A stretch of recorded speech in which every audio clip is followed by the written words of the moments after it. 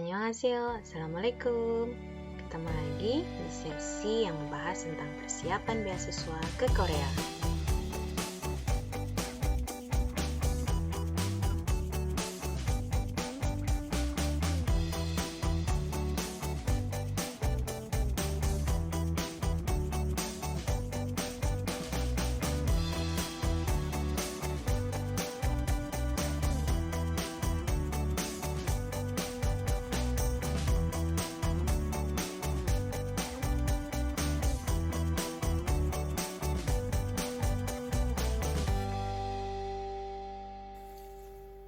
Oke, selamat pagi. Halo semuanya.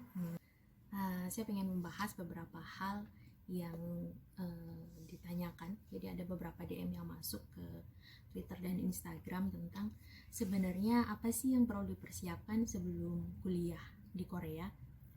Jadi sebelum kuliah ke Korea, sama seperti PhD hunter yang lain, saya sebenarnya juga mendaftar ke banyak tempat.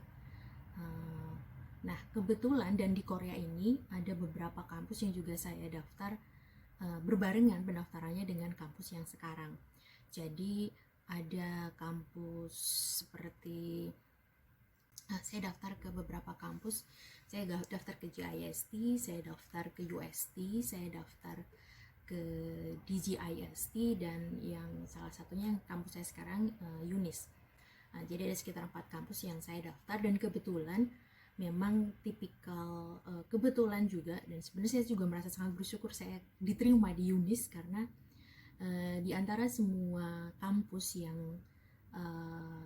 tempat yang saya daftarin, ya, yang saya send pendaftarannya, sebenarnya yang paling disukai bidang risetnya adalah kampus yang di UNIS. Nah, jadi ini juga sebenarnya satu hal yang sangat penting ketika kita mau kuliah PhD. Walaupun nih misalnya ketika kita sudah sampai di kampus, pembimbing yang nanti akan menentukan topik riset kita, tapi setidaknya bidang riset yang digeluti itu harus yang sesuai dengan bidang minat kita. Ataupun kalau nanti dapatnya nih bidang minat yang berbeda dengan yang sebelumnya yang kita sukai, ya berarti kita harus mencoba menyukai bidang minat tersebut, karena menurut saya itu sangat penting.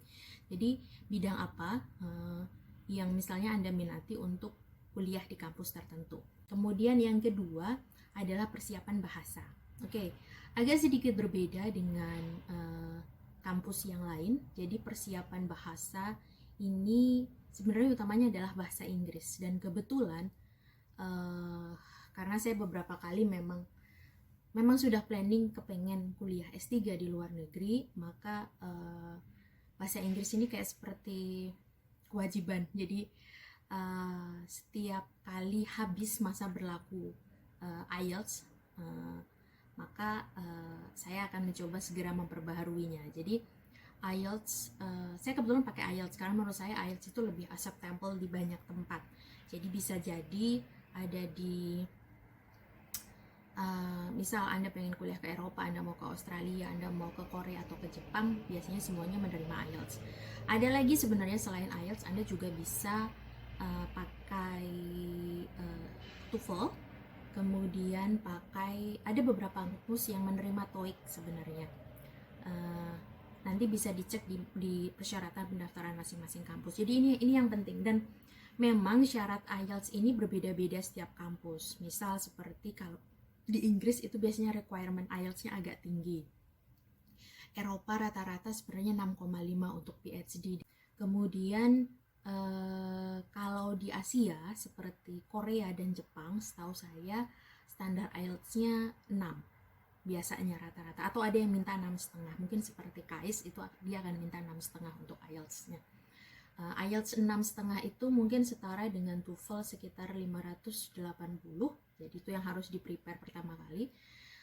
Kemudian kalau IELTS-nya 6 kurang lebih sepertinya itu sekitar 550 untuk penyetaraannya. Jadi persiapan bahasa ini sangat penting karena mereka biasanya meminta kita untuk mensubmit sertifikat kemampuan bahasa. Kemudian perlukah belajar bahasa Korea? Depend on kampusnya. Saya sendiri prefer kita memang belajar ya, karena untuk komunikasi sehari-hari tentu akan jauh lebih mudah kalau kita paham bahasa Korea. Tapi sebenarnya nggak jadi persyaratan ya. Saya pribadi karena kebetulan di kampus Yunis itu semua perkuliahan menggunakan bahasa Inggris, jadi memang saya tidak menyertakan sertifikat bahasa Korea, tapi saya belajar bahasa Korea sedikit demi sedikit untuk bisa memahami, setidaknya kita bisa membaca tulisan Korea ya, Hangulnya, atau kita bisa percakapan sehari-hari untuk sekedar kita bisa tahu untuk komunikasi sehari-hari. Kalau bisa fluent gimana? Yo, alhamdulillah kalau bisa fluent berarti ada poin plus di situ.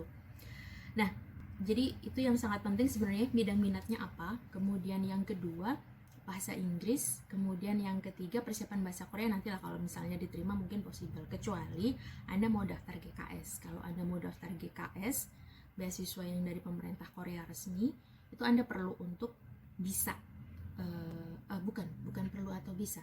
Jadi kalau Anda menunjukkan Anda sudah punya skill kemampuan bahasa Korea, itu akan jadi poin plus. Jadi tadi ya, yang pertama adalah bahasa, yang pertama adalah bidang minat, yang kedua bahasa, kemudian yang ketiga cari profesornya. Jadi seperti halnya mungkin PhD di tempat-tempat lain, walaupun ada beberapa kampus yang nggak meminta kita untuk menghubungi profesor karena nanti akan di-matchkan setelah kita keterima, tapi akan sangat penting kalau misalnya, akan jadi poin yang sangat penting kalau misalnya kita sudah belibet ya ngomongnya, jadi kita sudah mendapatkan surat penerimaan dari si profesornya. Jadi kita bisa cek dari misal paper-paper yang diterbitkan, kita bisa cek dari website labnya. Kadang-kadang ada beberapa rekrutmen yang ditaruh lowongannya di website labnya. Kemudian ada juga yang misalnya dari teman atau rekan yang memang sudah ada di situ gitu. Jadi kita bisa tanya seperti apa seperti apa riset yang dikerjakan oleh profesor tersebut, bidang minatnya apa, cara kerjanya seperti apa, komunikasinya seperti apa, kemudian bagaimana cara beliau mendrive mahasiswanya, atau kita bisa juga mengecek ada sudah berapa banyak mahasiswa yang ada di bawah supervisi beliau dan seterusnya. Jadi itu juga harus diperiksa dan dilihat satu persatu. Capek nggak nyarinya? Oh ya benar, capek banget. Jadi kadang kita sudah nyari seminggu gitu, kita searching di semua web, tapi kita nggak nemu yang serak gitu dan seterusnya. Jadi memang proses pencariannya agak lumayan untuk bidang minat dan profesor. Tapi ya tadi, mungkin kalau kita bisa bilang itu jauh lebih nyaman ya, walaupun nanti mungkin kita pada saat kita sampai di Korea, sampai di tempat kita kuliah ya, kita akan ketemu hal-hal yang berbeda dan baru. Nah ini juga sebenarnya satu hal yang sangat penting ya, mencari tahu tentang profesor, karena ya tadi kita berharapnya tentu kita dapat orang yang bisa membantu di proses pendidikan kita, karena kalau di PhD itu walaupun profesor menentukan, tapi mostly kita sendiri yang akan harus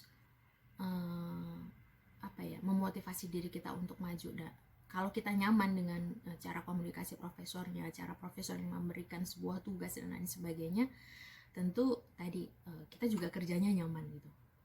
Nah itu saja sepertinya. Kemudian jangan lupa daftar aja gitu. Jadi kalau memang udah dapet profesor yang cocok, bidang minat cocok, bahasa sudah memungkinkan, udah coba aja daftar gitu. Karena biasanya setiap kampus akan punya 2 cycle penerimaan. Jadi di penerimaan di Agustus atau September dan penerimaan di Februari. Ya, jadi nanti tinggal dicek di tanggal-tanggal penerimaan kampusnya, dan biasanya lebih baik jauh-jauh hari.